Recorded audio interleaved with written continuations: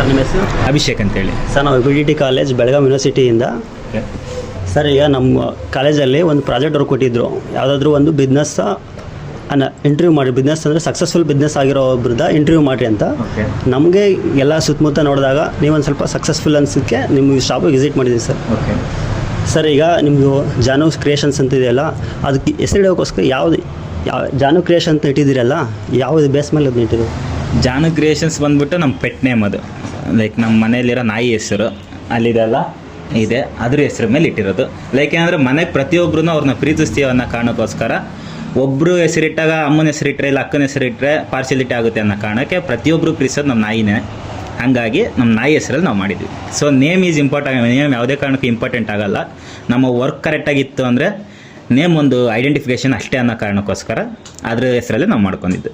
So ಈಗಿನ ಪ್ರಪಂಚದಲ್ಲಿ ಮನುಷ್ಯರು ನೆನ್ಬಿಡ್ಕೊಳ್ಳೋದೇ ಕಷ್ಟ ಆಗಿದೆ. ಅಂಥದ್ರಲ್ಲಿ ನೀವು ನಿಮ್ಮ ನಾಯಿಗೋಸ್ಕರ ಇಷ್ಟೆಲ್ಲ ಮಾಡಿರಿ ಅಂದಮೇಲೆ ನಿಜವಾಗ್ಲೂ ನಮಗೆ ಖುಷಿ ಆಯ್ತು ಸರ್. ಸರ್ ಯಾವಾಗ ಸ್ಟಾರ್ಟ್ ಆಗಿದ್ದು ನಿಮ್ಮದು?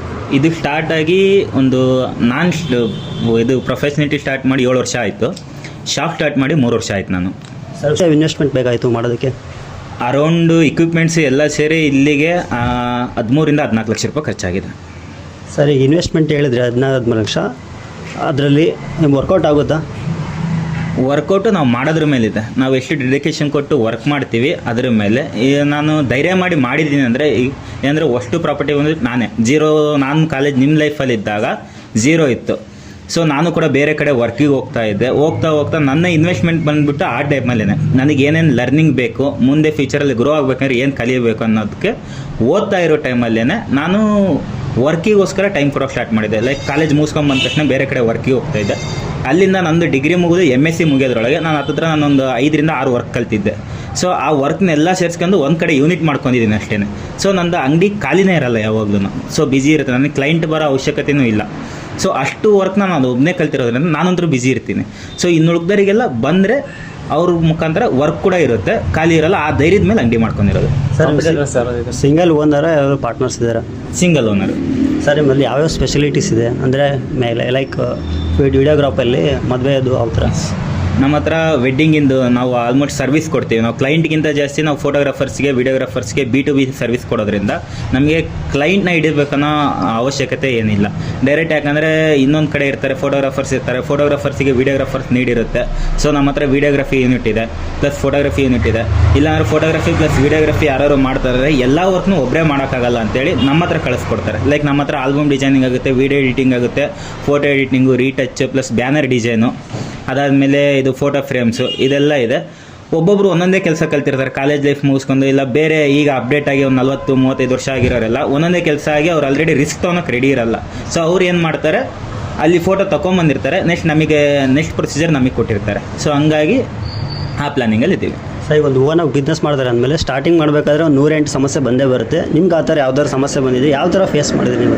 ಎಸ್, ಮೇನಾಗಿ ಬರೋದು ಮನಿ ಪ್ರಾಬ್ಲಮ್ಮೇನೆ. ಮನಿ ಇತ್ತು ಅಂದರೆ ಆರಾಮಾಗಿ ಇನ್ನು ಉಳ್ಕಿದ್ದೆಲ್ಲ ಕ್ಲಿಯರ್ ಆಗುತ್ತೆ. ನಮಗೂ ಕೂಡ ಸ್ಟಾರ್ಟಿಂಗಲ್ಲಿ ನಾವು ಕಲಿಯೋವಾಗ ದುಡ್ಡು ಮಾಡ್ಬೇಕಂತ ಏನು ಓದೋರಲ್ಲ. ಸೊ ಕಲ್ತಿದ್ರೆ ಮುಂದೆ ದುಡ್ಡು ಬರುತ್ತೆ ಅನ್ನೋದು ಒಂದು ಐಡಿಯಾ ಇದ್ದೇ ಇತ್ತು. ಸೊ ಆ ಧೈರ್ಯದ ಮೇಲೆ 3 ವರ್ಷ ನಾನು ಕಾಲೇಜಿಂದ ಡಿಗ್ರಿ ಮುಗಿಯೋ ಮಟ್ಟನು MSc ಮುಗಿಯೋ ಮಟ್ಟ ನಾನು ಬೇರೆ ಹತ್ರ ಲೈಕ್ ಫ್ರೀಲ್ಯಾನ್ಸಿಂಗಾಗಿ ವರ್ಕ್ ಮಾಡ್ತಿದ್ದೆ. ಅದಾದಮೇಲೆ ಒಂದು ಸರ್ಟೇನಾಗಿ ಇನ್ವೆಸ್ಟ್ ಮಾಡೋಕ್ಕೆ ಬೇಕಾಯಿತು. ಸೊ ಅಲ್ಲೆಲ್ಲ ಮಾಡ್ಕೊಂಡು ಎಕ್ಸ್ಪೀರಿಯನ್ಸ್ ಇದ್ದಿದ್ದರಿಂದ ಸೊ ಕೆಲವೊಂದು ಫ್ರೆಂಡ್ಸ್ ನಿನ್ನ ಕೈಯಲ್ಲಿ ಮಾಡ್ತೀಯಾ ಆಗುತ್ತೆ ಅಂತೇಳಿ ಒಂದು 4-5 ಲಕ್ಷ ರೂಪಾಯಿ ಹೊರಗಡೆ ಫ್ರೆಂಡ್ಸ್ ಸಾಲ ಕೊಟ್ಟಿದ್ದಾರೆ. ಅದನ್ನು ಬಿಟ್ಟರೆ ಬ್ಯಾಂಕಲ್ಲಿ ನಾನು ಪ್ರೊಫೆಷ್ನಾಲಿಟಿ ಕೋರ್ಸ್ ಮುಗಿದಾಗ ಬ್ಯಾಂಕಿಂದ 6 ಲಕ್ಷ ರೂಪಾಯಿ ಲೋನ್ ಕೊಟ್ಟರು ನಮಗೆ. ಸೊ ಅಲ್ಲಿಂದ ನಾನೊಂದು 2 ಲಕ್ಷ ರೂಪಾಯಿ ಹಾಕೊಂಡು 12 ಲಕ್ಷ ರೂಪಾಯಿ 13 ಲಕ್ಷ ರೂಪಾಯಿ. ಸರ್ ಈವೆಂಟ್ ಇದೆಲ್ಲ ಮಾಡ್ತಿರಲ್ಲ, ಫೋಟೋಗ್ರಫಿ ಎಲ್ಲ, ಅದಾದಮೇಲೆ ನಂತರ ಅವ್ರಿಗೆ ಯಾವ ಥರ ಡೆಲಿವರಿ ಮಾಡ್ತೀರಾ? ಪ್ಯಾಕೇಜ್ ಆದಮೇಲೆ ಯಾವ ಥರ ಡೆಲಿವರಿ ಮಾಡ್ತೀರಾ? ನೀವು ಒಂದು ಡೆಲಿವರಿ ಮಾಡ್ತೀರಾ, ನಾವು ಅವರೇ ಬಂದು ತಿಳ್ಸ್ಕೊಂಡು ಹೋಗ್ಬೇಕು? ನಮ್ಮ ಹತ್ರ 2 ಇದೆ. ಕ್ಲೈಂಟ್ ಡಿಪೆಂಡ್ಸ್ ಅಪಾನ್ ಕ್ಲೈಂಟ್ ಇದು ಮೇಲೆ. ಅವ್ರಿಗೆ ಟೈಮ್ ಇತ್ತು ಬಂದು ಕುತ್ಕೊಂಡು ಮಾಡ್ತೀನಿ ಅಂದರೆ ಬರ್ಬೋದು ಶಾಪಿಗೆ. ಇಲ್ಲ ನಾವು ಬ್ಯುಸಿ ಇದ್ದೀವಿ ಅಂದರೆ ನಮ್ಮದು ಹೋಮ್ ಡೆಲಿವರಿ ಸರ್ವಿಸ್ ಕೂಡ ಇದೆ. ಆಲ್ಮೋಸ್ಟ್ ನಮ್ಮ ಕ್ಲೈಂಟ್ ಎಲ್ಲ ಇಲ್ಲಿ ಬಂದು ಕುತ್ಕೊಂಡು ಲೈಕ್ ಬಂದು ಇಲ್ಲೇ ಸೆಲೆಕ್ಟ್ ಮಾಡ್ತೀವಿ, ಇಲ್ಲ ಇಲ್ಲಿಗೆ ಶಾಪಿಗೆ ಬಂದೇ ಮಾಡಬೇಕಂತ ಏನಿಲ್ಲ. ತುಂಬ ಕಡೆ ಏನು ಸರ್ವಿಸ್ ಅಂದರೆ ಫೋಟೋಗ್ರಫಿ ವಿಡಿಯೋಗ್ರಫಿ ಮುಗಿದ್ಮೇಲೆ ಸ್ಟುಡಿಯೋಗೆ ಬರಬೇಕು, ಬಂದಮೇಲೆ ಅವ್ರು ಸೆಲೆಕ್ಟ್ ಮಾಡಬೇಕು, ಸೆಲೆಕ್ಟ್ ಆದಮೇಲೆ ನೆಕ್ಸ್ಟ್ ಪ್ರೊಸೀಜರ್ ಸ್ಟಾರ್ಟ್ ಆಗುತ್ತೆ. ಬಟ್ ನಮ್ಮ ಹತ್ರ ಹಾಗಿಲ್ಲ.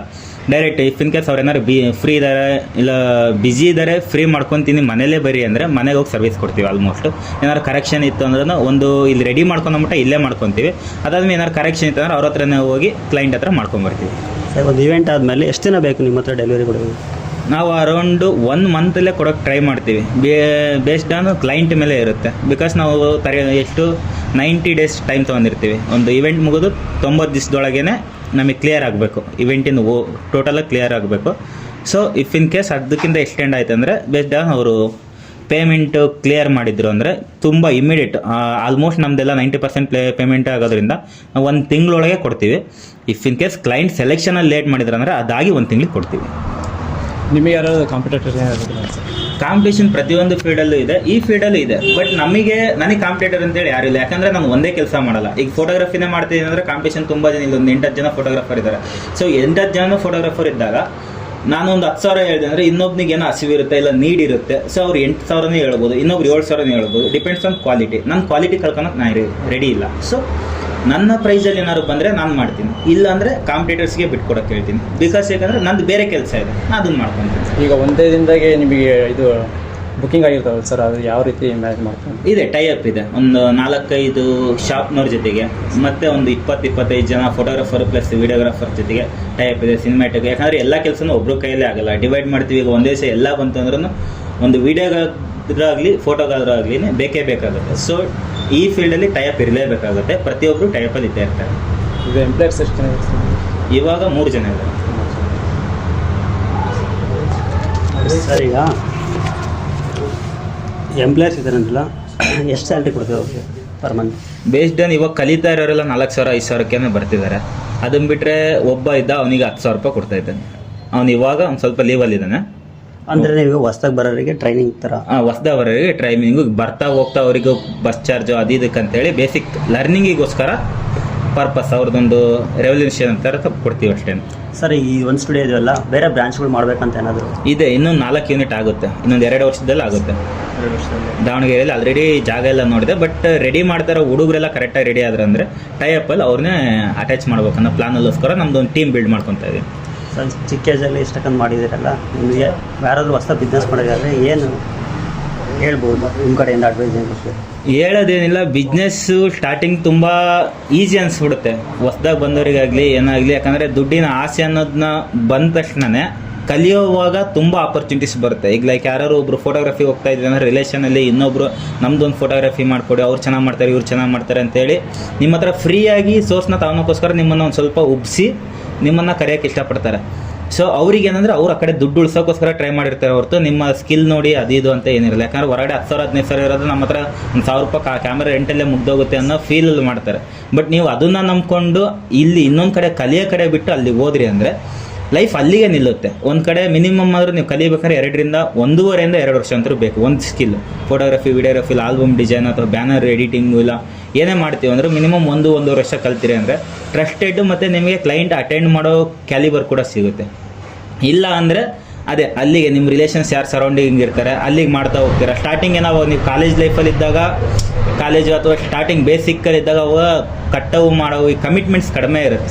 ಸೊ ಆ ಟೈಮಲ್ಲಿ ನೀವು ಸ್ಕಿಲ್ ಕಡೆ ಗ್ರೋತ್ ಕೊಡಲಿಲ್ಲ, ಹಂಗೆ ದುಡ್ಡಿನ ಕಡೆ ಒಂದು ಸ್ವಲ್ಪ ಏನಾದ್ರು ಗ್ರೋತ್ ಕೊಟ್ಟರೆ, ಇಲ್ಲ ಆ ಕಡೆ ಒಂದು ಸ್ವಲ್ಪ ಜ್ಞಾನ ಆ ಕಡೆ ಹೋಯ್ತು ಅಂದರೆ ಈಗ ನೀವು ಸ್ಕಿಲ್ ಕಲಿಲ್ದಂಗೆ ಔಟ್ಡೇಟೆಡ್ ಆಗ್ತಾ ಬರುತ್ತೆ. ಸ್ಕಿಲ್ಸ್ ಎಲ್ಲ ಒಂದು ಮ್ಯಾಕ್ಸಿಮಮ್ ನೀವು ಕಲ್ತಿರೋ ಇದಕ್ಕೆ ಒಂದು 2 ವರ್ಷದಲ್ಲೇ ಔಟ್ಡೇಟೆಡ್ ಆಗುತ್ತೆ.